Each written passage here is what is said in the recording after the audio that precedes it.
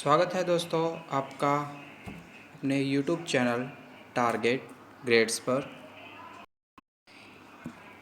आज मैं आपके लिए एक अलग टॉपिक लेके आया हूँ।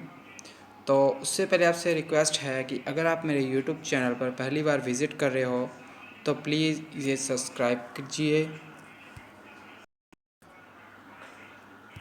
और पास में लगे बेल आइकन के बटन को ज़रूर प्रेस कीजिए ताकि मेरे हर एक वीडियो की नोटिफिकेशन आपके पास जल्द से जल्द पहुँचे। तो चलिए दोस्तों, बिना वक्त ज़ाहिर किए आज का टॉपिक शुरू करते हैं। Basic practices of crop production. मैंने आपको पिछली वीडियो में बहुत कुछ बताया था क्रॉप प्रोडक्शन और मैनेजमेंट के बारे में। उससे आगे आज मैं कंटिन्यू करने जा रहा हूँ। ये टॉपिक का नाम 1.2 basic production means practices of crop production. इसके अंदर हम बताएंगे कि कैसे हम क्रॉप को प्रोड्यूस करते हैं, उसके अंदर क्या क्या स्टेप्स होते हैं जिसको हम कंटिन्यू करके अपनी क्रॉप की प्रोडक्शन को सक्सेसफुल कर सकते हैं।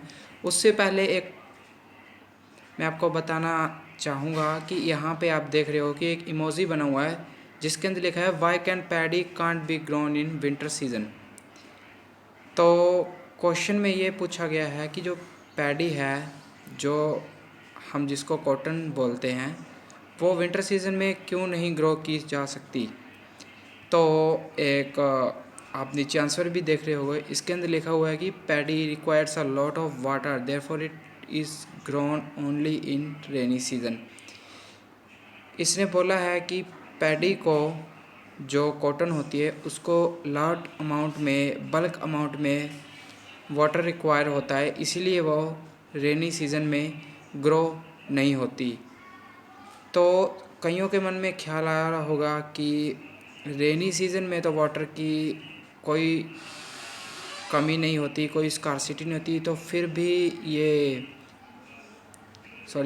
विंटर सीज़न में इसकी कोई स्कार्सिटी नहीं होती। कई सोच रहे होंगे कि मॉइस्चर कंटेंट होता है इसलिए भी इसके अंदर कोई स्कार्सिटी नहीं होनी चाहिए, बट ये मॉइस्चर कंटेंट अप्रोप्रिएट नहीं होता ताकि जो उसकी अमाउंट है, उसकी सफिशिएंट अमाउंट है, उसको पूरा कर सके।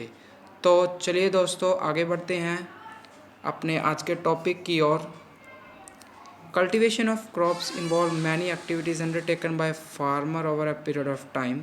इसके अंदर लिखा हुआ है कि कल्टीवेशन करने के लिए कई एक्टिविटीज़, कई तरह के बेसिक स्टेप्स रिक्वायर होते हैं एक फार्मर के लिए टाइम टू टाइम। जैसे कि पहले उसे अप्रोप्रिएट लैंड को सिलेक्ट करना पड़ता है, उसके बाद उसे बेस्ट लेवलिंग करनी पड़ती है, उसके बाद उसे ये देखना पड़ता है कि यहाँ पे अप्रोप्रिएट फैसिलिटीज़ उसे मिलेंगी या नहीं मिलेंगी। यही सब चीज़ों के बारे में मैं आपको आने वाले टॉपिक में बताने जा रहा हूँ। तो आगे कंटिन्यू करते हैं। You may find that these activities are similar to those carried by garden even though when you grow ornamental plant in your house. इसके अंदर डिफ़ाइन किया गया है कि एक ऑर्नामेंटल प्लांट वो प्लांट होते हैं जो हम डेकोरेशन पर्पस के लिए यूज़ करते हैं। किसी फेस्टिवल या किसी पर्टिकुलर ऑर्गेनाइजेशन हो, कोई फैमिली फंक्शन हो या कोई और इवेंट हो हाउसेस में, उसे बोलते हैं ऑर्नामेंटल प्लांट। तो आगे चलते हैं। दिस एक्टिविटीज़ और task are referred to as agriculture practice. तो इसे हम बोलते हैं एग्रीकल्चरल प्रैक्टिस, मतलब ऐसे स्टेप्स जिसके अंदर हम अपनी क्रॉप की प्रोडक्शन को सक्सेसफुल कर सकते हैं। ओरिजिन से लेके उसकी एंडिंग तक हम उसे स्टेप बाय स्टेप उसकी टेक केयर करते हैं, जिसके कारण एक हमें सक्सेसफुल सीरियल क्रॉप मिलती है। तो ये नीचे कुछ एक्टिविटीज़ हैं जो स्टेप बाय स्टेप मैंने आपको कहा था, अभी मैं आपको बताऊंगा। दीज एक्टिविटीज़ लिस्टेड बिलो क्या हैं। पहले हम एप्रोप्रिएट लैंड को सिलेक्ट करेंगे। इसके अंदर लिखा है कि प्रिपरेशन ऑफ सॉइल। इसका मतलब यह है कि हम एप्रोप्रिएट लैंड के पीस को सिलेक्ट करेंगे, उसके बाद लिखा है सोइंग। सोइंग का मतलब होता है कि जो हमने सीड और एनी अदर प्लांटलेट हमने लगाना है सीड के सॉइल के अंदर, उसको हम लगाएंगे। उसके बाद एप्रोप्रिएट अमाउंट में उसके अंदर मैन्योर और फर्टिलाइज़र ऐड करेंगे। मैन्योर और फर्टिलाइज़र दो डिफरेंट केमिकल्स हैं जो एक फार्मर यूज़ करता है। मैन्योर में तो सिंपली ऑर्गेनिक प्रोडक्ट होता है और मैन्योर में तो सिंपली इनऑर्गेनिक प्रोडक्ट होता है, जैसे काऊ डंग हो गया और एनी अदर जैसे प्लांट के लीव्स हो गए। और फर्टिलाइज़र में ऑर्गेनिक और इनऑर्गेनिक दोनों प्रोडक्ट यूज़ होते हैं। इरिगेशन करते हैं, उसके बाद उसे कुछ अमाउंट में वाटर प्रोवाइड किया जाता है। प्रोटेक्शन फ्रॉम वीड, इसके अंदर वीड्स है। वीड्स का मतलब है कि जो अनवांटेड प्लांट्स हैं जो ग्रो हो जाते हैं किसी भी प्लांट्स के साथ, तो वीड्स की एक डिसएडवांटेज भी है जब वो किसी भी प्लांट के साथ ग्रो होता है, जैसे कि वो जिस रिक्वायर अमाउंट में उस प्लांट को न्यूट्रिएंट्स और एनी अदर जैसे भी मिलना चाहिए उसे, जो भी वाटर है, न्यूट्रिएंट्स है, सनलाइट है, वो उसे नहीं मिल सकता। तो जो रिक्वायर अमाउंट उसे मिलना चाहिए उसकी कंट्रीब्यूशन वीड्स को जाती है तो डिस्ट्रीब्यूट हो जाती है। इसलिए वीड्स से भी प्रोटेक्ट करना चाहिए अगर हम चाहते हैं कि हेल्दी हार्वेस्टिंग हो हमारी। उसके बाद उसे हार्वेस्टिंग कर लेते हैं, उसे कट कर लेते हैं जब वो अच्छी तरह राइपन हो जाती है। उसके बाद उसे बफर स्टॉक बहुत बड़े गोदाम्स में उसे ले जाया जाता है ताकि स्टोर किया जा सके, और आने वाले टाइम में अगर ऐसी अनलकीली आए जैसे कि स्कारसिटी से वर्ल्ड में कुछ भी अनहैपनिंग हो तो उसे यूज़ किया जा सके। तो पहले स्टेप की ओर बढ़ते हैं, प्रिपरेशन ऑफ सॉइल। तो आप देख रहे होंगे स्क्रीन पर कि यहाँ पे लिखा है preparation of soil. Preparation of soil first step होगा हमारी क्रॉप को ग्रो करने का। इसके अंदर इम्पोर्टेंट टास्क है एग्रीकल्चर का भी, हम सॉइल को लूज़ करें, जैसे कि हम कोई एग्रीकल्चर टूल्स लेंगे इसके अंदर, और उसके बाद हम उसे कुछ अमाउंट में वाटर डालेंगे ताकि उसकी जो फर्टिलिटी है, उसका जो ह्यूमिडिटी कंटेंट है, वो उसका रीगेन हो सके। आगे लाइन में लिखा हुआ है फोर्थ लाइन में कि this allow the root to penetrate deep into the soil. यहाँ पे पेनिट्रेट का मतलब है गोज डीप, गो अंदर जाना। इसका मतलब है कि अगर हम रूट्स को सॉइल को एप्रोप्रिएट अमाउंट में वाटर देंगे तो ये जो रूट्स होंगी वो डीप इनसाइड चली जाएंगी और अच्छी तरह वाटर कंटेंट, मिनरल्स हो, ह्यूमिडिटी हो, आयंस हो, सभी को अच्छी तरह एब्जॉर्ब करेंगी। The loosen soil allow this roots to breathe easily when they go deep into soil. तो ये जो लूज़ की हुई है सॉइल वाटर कंटेंट से, इसके अंदर क्या होगा कि जो उसकी रूट्स होंगी वो ईज़िली अपने गैसेस एक्सचेंज कर सकेंगी।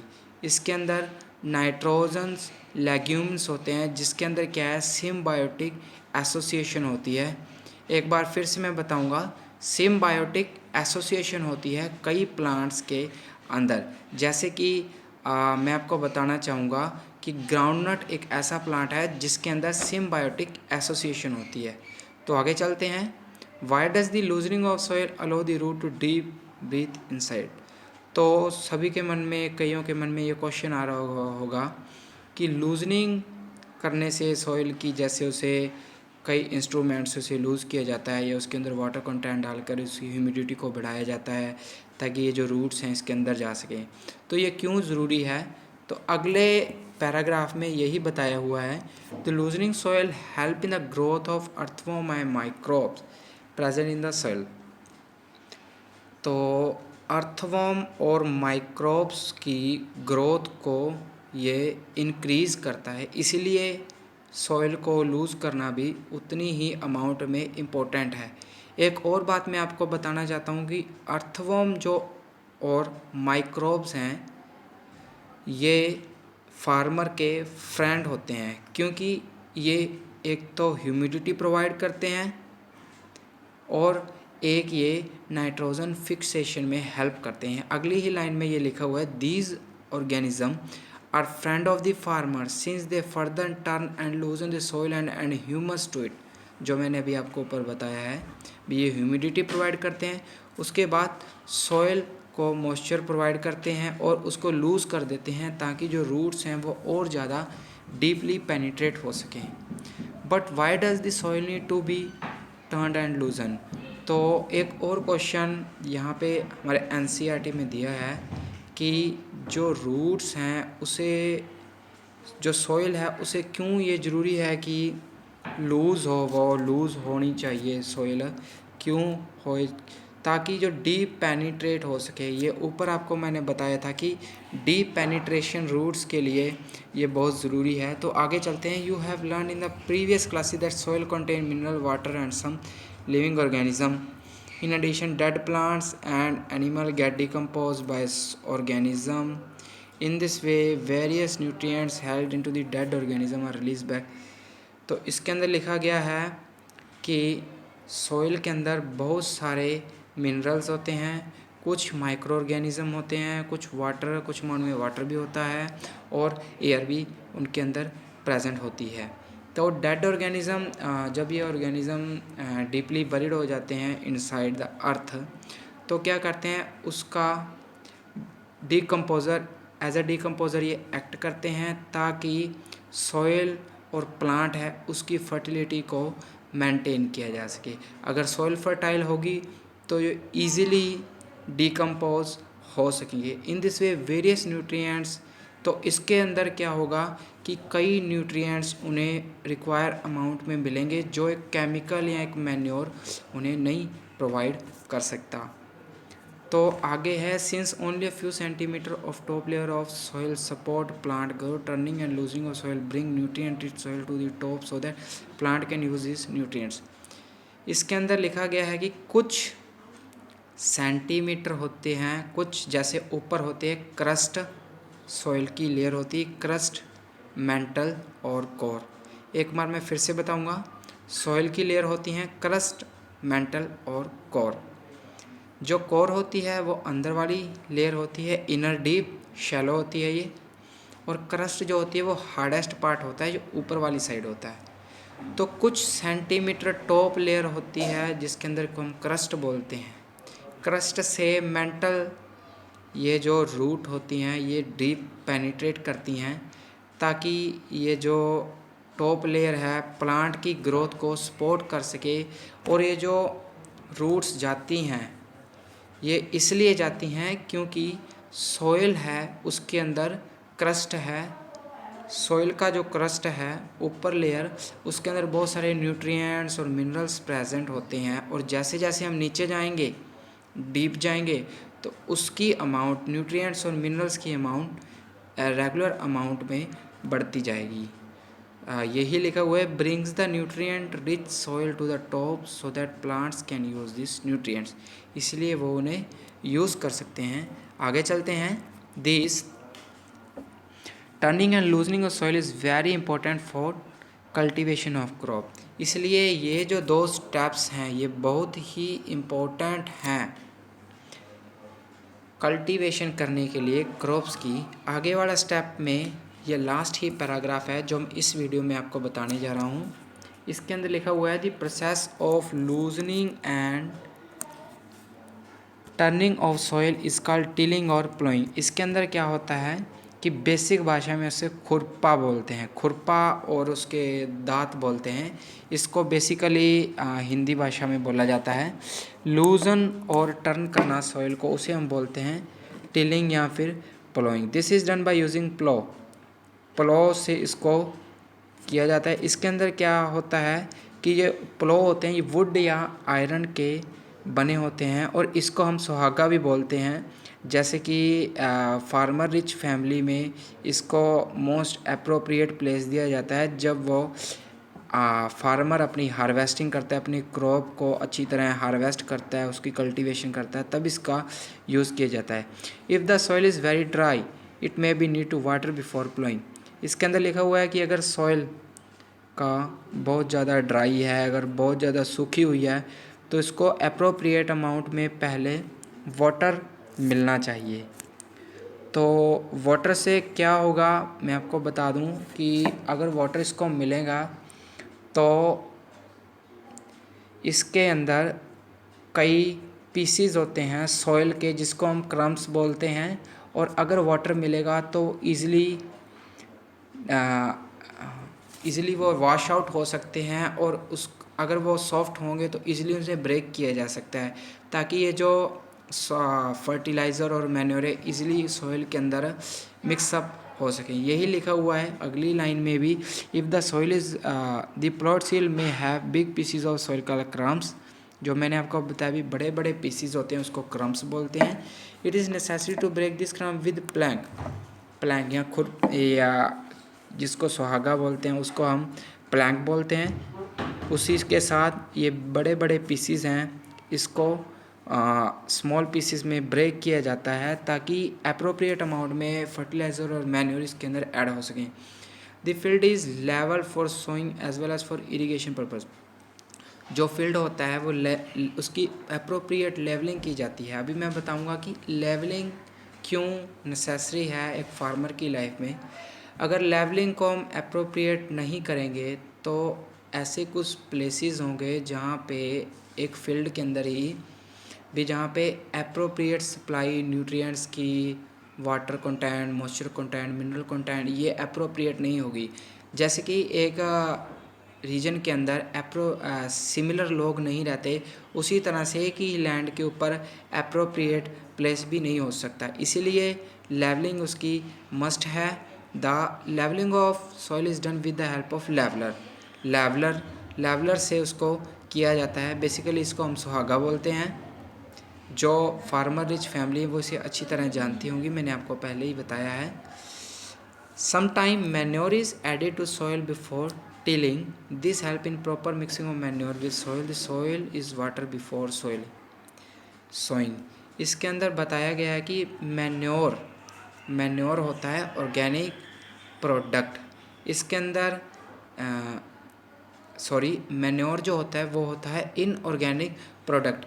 इसके अंदर जैसे काऊ डंग हम यूज़ करते हैं, कुछ अमाउंट में हम जो टी होते हैं, टी के लीव्स वो यूज़ करते हैं, कुछ अमाउंट में नीम के जो लीव्स होते हैं वो इनके अंदर यूज़ किया जाता है ताकि इसको माइक्रो ऑर्गेनिज्म से प्रोटेक्ट किया जा सके, और इसको मिक्स अच्छी तरह किया जाता है ताकि उसकी मैच्योरिटी सॉइल की मैच्योरिटी, जैसे एक इंडिविजुअल की मैच्योरिटी होती है वैसे एक सॉइल की मैच्योरिटी भी होती है, उसे मैच्योरिटी प्रोवाइड करने के लिए इसके अंदर मैन्योर और फर्टिलाइज़र ऐड किए जाते हैं। This soil is water before sowing. और सॉइल जो होती है जिसके अंदर हम manure, fertiliser, any other product add करते हैं, उसके बाद उसे वाटर दिया जाता है अप्रोप्रिएट अमाउंट में, ताकि जो हमने केमिकल, मैन्योर या फर्टिलाइज़र ऐड किया है वो डीपली पेनिट्रेट हो सके सॉइल के अंदर। इसी के साथ ही मैं अपनी वीडियो यहीं एंड करता हूँ। तो चलो दोस्तों, नेक्स्ट टॉपिक में आपको बताएंगे एग्रीकल्चर इम्प्लीमेंट्स के बारे में भी, ये क्या होता है, हम क्यों यूज़ करते हैं। तब तक के लिए बने रहिए मेरे YouTube चैनल टारगेट ग्रेड्स के साथ। और आपसे रिक्वेस्ट है फिर एक बार कि अगर आप मेरे YouTube चैनल पर पहली बार आए तो इसे लाइक, सब्सक्राइब और शेयर ज़रूर कीजिए, ताकि मैं अपनी हर एक वीडियो की नोटिफिकेशन आपके पास जल्द से जल्द पहुंचा सकूं। और पास में लगे बेल आइकन को ज़रूर प्रेस कीजिए ताकि मेरी हर एक वीडियो की जो इन्फॉर्मेशन है वो आपके पास इजीली अवेलेबल हो सके। थैंक्स फ्रेंड्स, होप सो कि आपने इस वीडियो को एंजॉय किया होगा। मिलते हैं एक नई वीडियो।